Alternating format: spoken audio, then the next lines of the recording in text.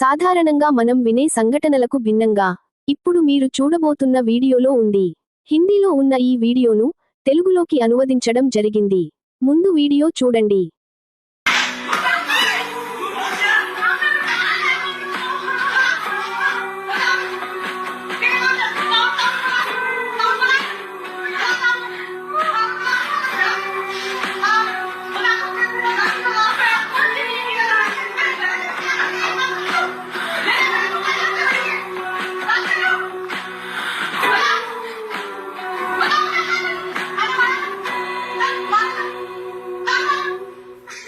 చూశారు కదా, మీకేమైనా అర్థమైందా? వీడియో చూసిన వెంటనే మనకర్థమయ్యేది ఏమిటంటే, అత్తగారు కోడల్ని గృహహింస పెడుతున్నట్టుగా మనకు అనిపిస్తుంది. కానీ వాస్తవం ఏమిటంటే, కోడలు తన అత్తమామలకు వంట చేయడానికి నిరాకరించింది.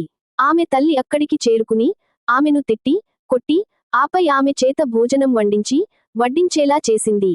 ఇది ఒక అరుదైన మరియు దిగ్భ్రాంతికరమైన కుటుంబ సంఘటన. సాధారణంగా తల్లులు తప్పు ఒప్పులతో సంబంధం లేకుండా తమ కూతుళ్లను వెనకేసుకొచ్చి ఆమె కుటుంబంలో చిచ్చు పెడతారు.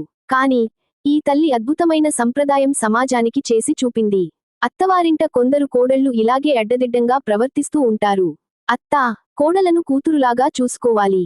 కానీ అమ్మలాగా వారిని మందలించి దారిలో పెట్టకూడదు. దాన్ని గృహహింస కింద చిత్రీకరించి కుటుంబాలను కూల్చేసుకున్న ఎందరో తలతిక్క కోడళ్లు ఉన్నారు. అలాంటి తల తిక్క కూతుళ్లకు వారి తల్లులు ఈ తల్లి మందలించినట్లు మందలిస్తే తల తిక్క కూతుళ్ల కాపురాలు సవ్యంగా సాగుతాయి. కన్న కూతురును అందరిలా గుడ్డిగా వెనకేసుకు రాకుండా గట్టిగా మందలించి ఆమె కాపరాన్ని నిలబెట్టి కూతుర్లు ఉన్న తల్లులకు మంచి సందేశం ఇచ్చిన ఆమెకు ఒక నమస్కారం పెడదాం.